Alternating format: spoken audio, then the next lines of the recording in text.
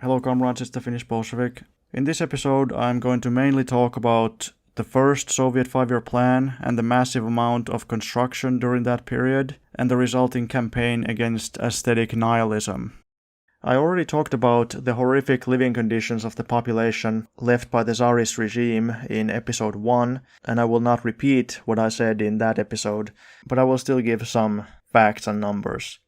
Basically, people lived in horrible conditions, mostly in shacks and basements. There were insane levels of overcrowding, and generally the hygienic and safety standards were non-existent.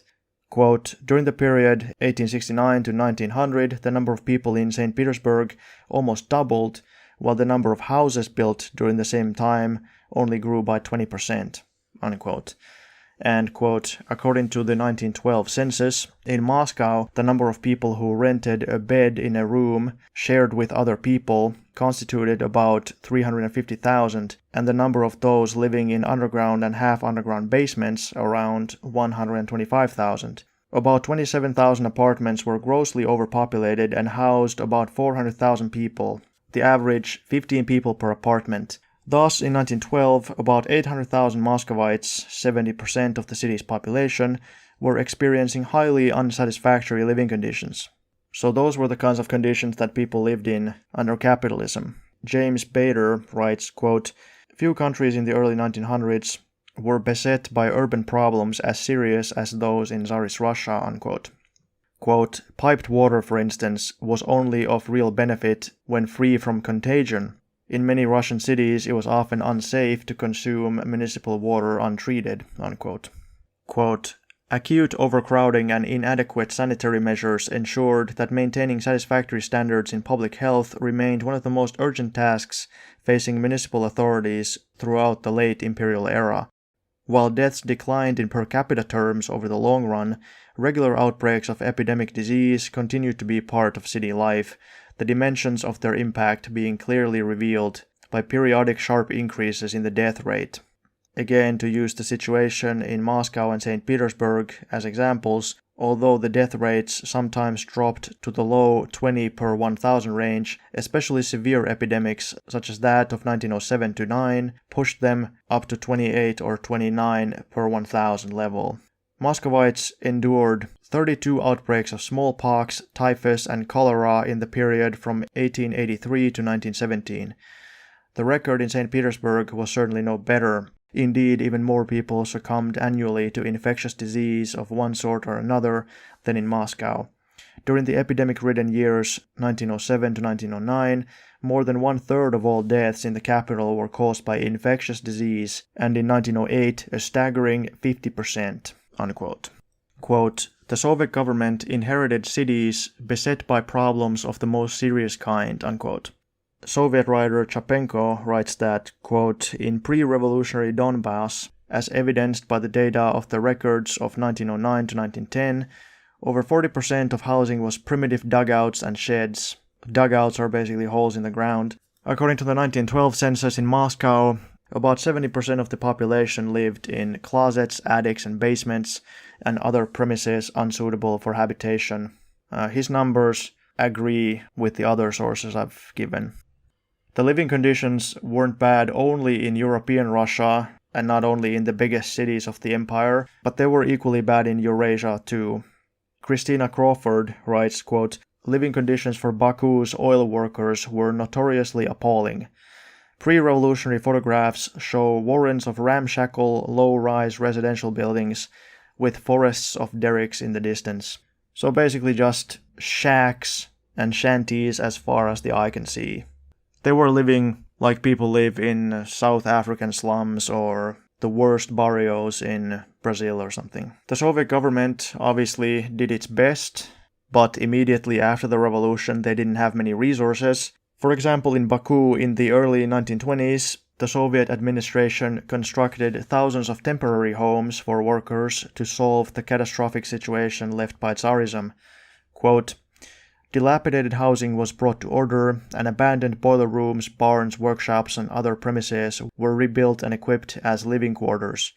Because of construction material shortages, it was often necessary to create from two dilapidated structures one building that was more or less sufficient for housing. By the end of 1923, Asneft, or the oil syndicate owned by the Soviet government, had rehabilitated some 8,000 worker apartments throughout the Absheron Peninsula.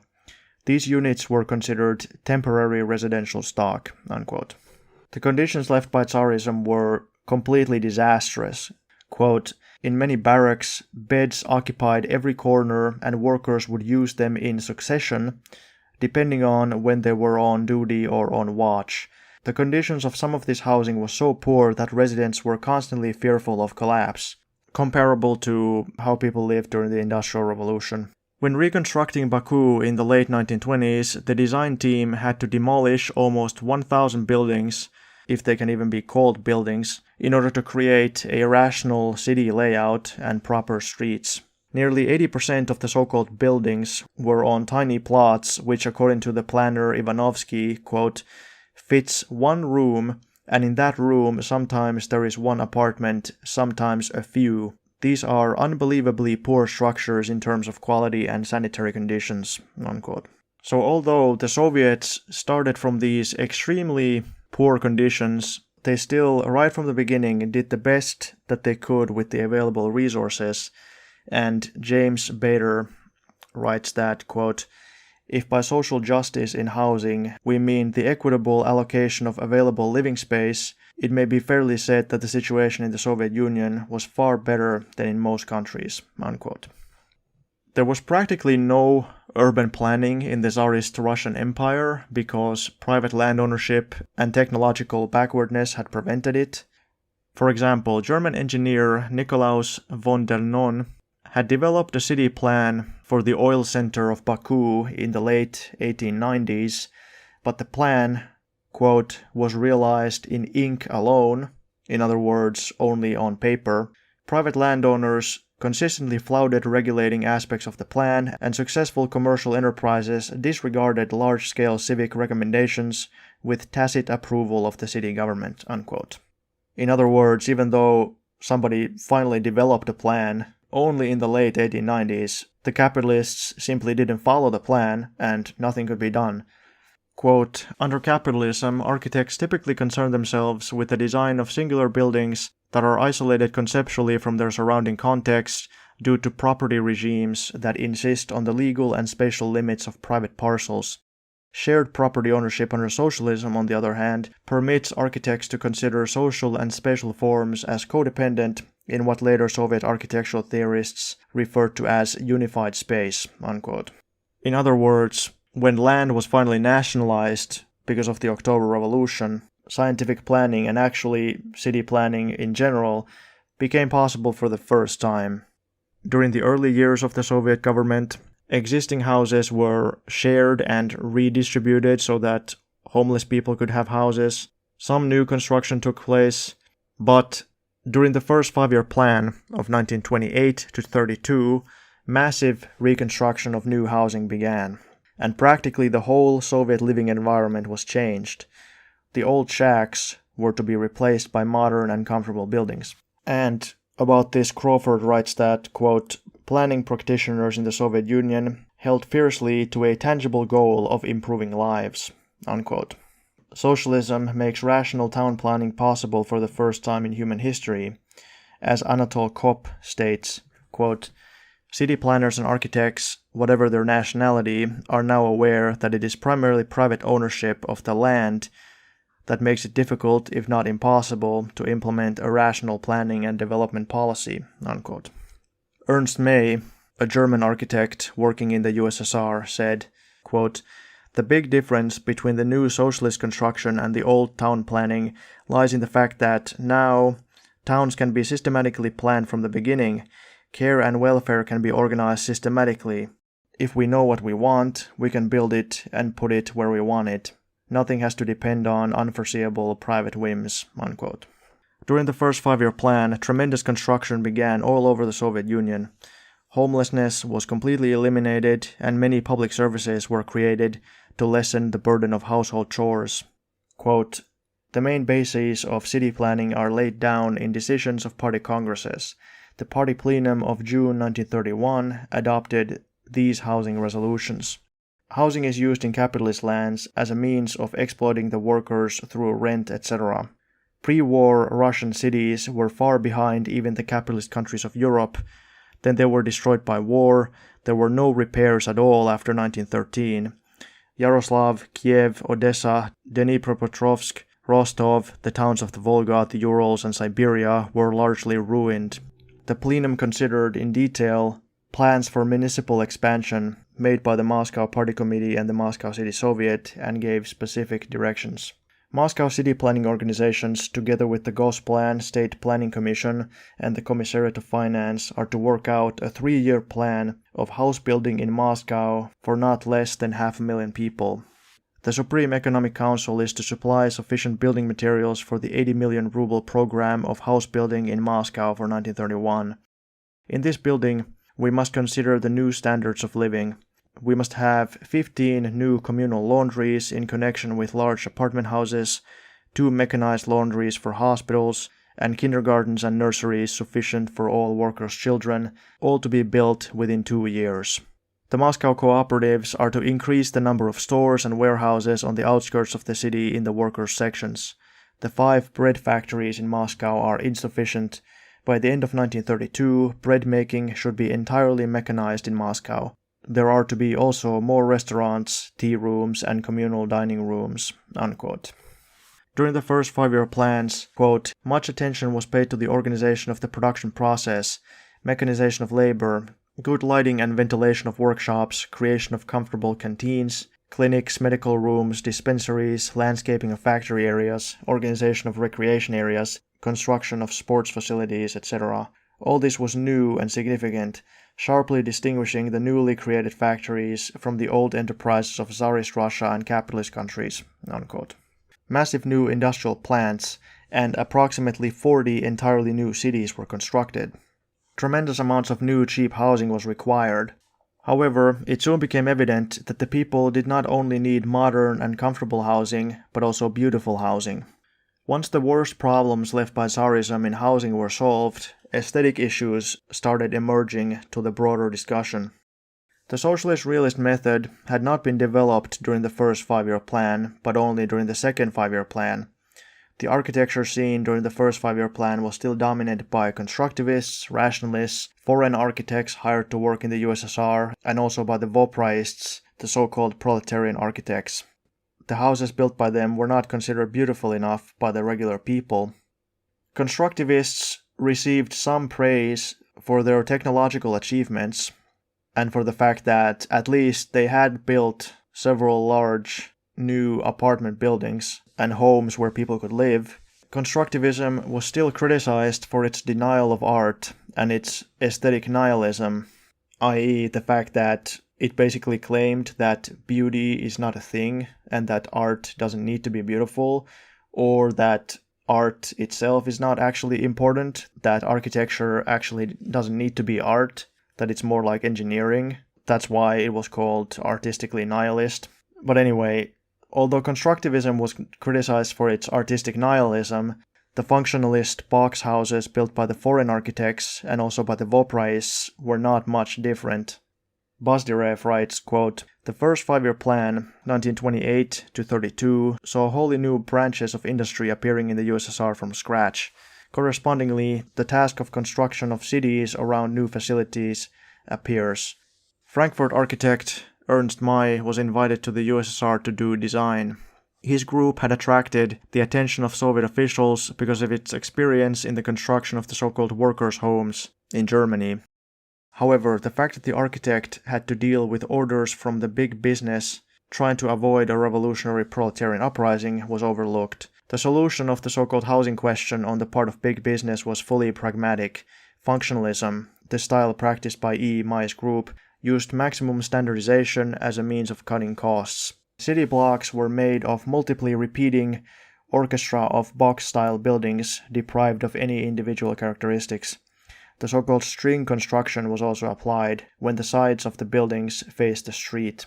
As early as 1931, however, articles started to appear in the Soviet press that condemned such soul-depriving principles of construction. it was stressed that socialist cities should not make an impression of grayish gloom. Architecture produces a common environment for people to spend much of their time, whether it is work or leisure, and affects the formation of their personality, unquote. It's actually quite funny because people on the internet, especially, they these days talk about commie blocks, which basically means Khrushchevkas and Brezhnevkas, but that's actually not at all what socialist realism is about. This criticism of functionalism equally applies to the revisionist era Soviet Union. There, of course, was a certain material basis for the situation that developed during the first five-year plan. The ideology, functionalism, didn't just come out of nowhere. In the Civil War era and the NEP era, the poverty required that people share existing homes, that they form housing communes, that they form housing cooperatives, which I discussed in earlier episodes.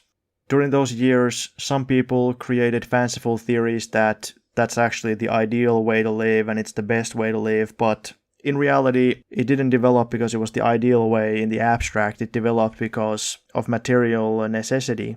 On the other hand, during the first five-year plan, the massive amount of new cities that were built created a strong need for thousands and thousands of new cheap houses, and in order to make it affordable, they built these box houses. And because the Soviets didn't have that many engineers and designers of their own, they at first hired foreign experts. But that was just because it was the material necessity. It wasn't actually because it was just the ideal, perfect way to build, like the modernists claimed. And the people became increasingly alienated from the modernists in general. After the Civil War and the destroying of the old Tsarist society, quote, the masses were now demanding positive goals instead of just smashing the old. The ideas of the so-called radical artists, that is the modernists, and of those of the broad masses diverged, triggering a reappraisal of the so-called left art or modernist art, which were now regarded as abstruse and alien, unquote. Quote, the box-like houses with their unrelieved facelessness became the subject of an acrimonious public debate which spilled over into the press. The front-page article in Izvestia, 5th of September 1929, The Image of the Socialist City, said, the modern architecture that now determines the face of our city of the future stands aloof from our epoch and the revolution. One can spare oneself the trouble of reading a bad book or watching a bad film, but there is no avoiding living in a misshapen home or getting away from the ugly urban landscape. Dwelling houses, not barrack buildings, the new slogan ran, unquote. Thus, there was an increasing demand for beauty by the working masses. Quote, row blocks of flats were built on a much wider scale in the new cities. The method's drawbacks, such as the uniform pattern of territorial arrangement preventing the setting up of a convenient system of amenities, as well as the pattern's oppressive and unrelieved monotony, were immediately obvious.